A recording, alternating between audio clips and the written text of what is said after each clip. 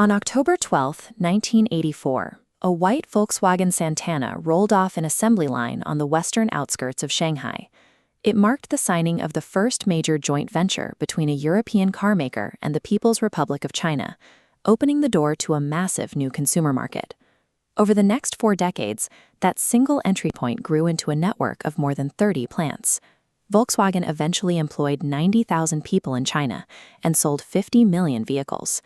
But access to this market came with a strict condition. European companies were not permitted to operate independently. To build and sell cars in China, they had to sign joint ventures with local partners, capping foreign ownership at exactly 50%. The mechanics of the deal were highly specific. The local partner provided the land, the workforce, and the necessary government authorizations. In exchange, the European partner had to hand over engineering patents and manufacturing know-how, including the production and planning blueprints for vehicles like the Audi 100. European corporate boards viewed this as a highly lucrative global expansion strategy. Yet the structure of these agreements created a one-way pipeline, systematically extracting Europe's most valuable modern commodity, its technological knowledge. This 50-50 automotive template soon became the mandatory requirement for all foreign business in China.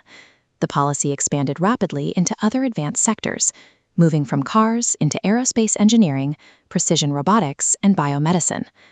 The true scale of this expansion was eventually quantified in a forensic audit published by the Klingendale Institute and the data analytics firm Datena. The report documented 13,000 distinct Sino-European joint ventures.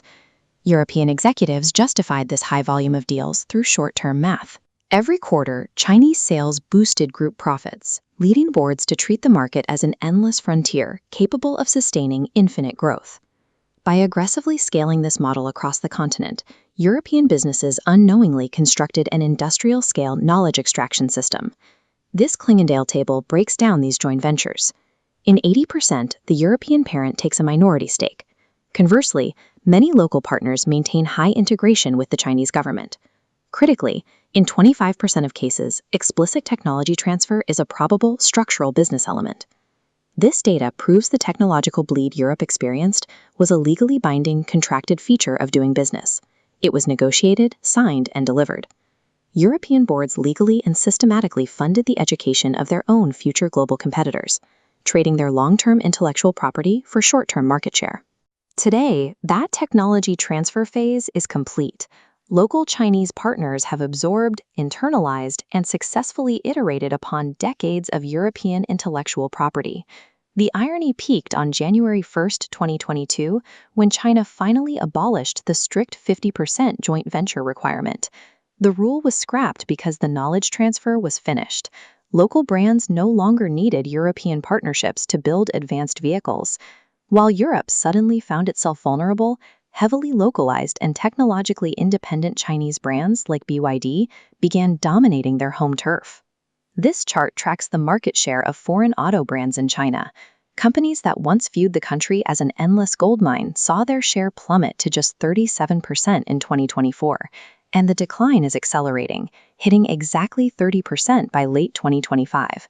This loss in Asia directly threatens the survival of historic manufacturing plants and economies back in the European homeland.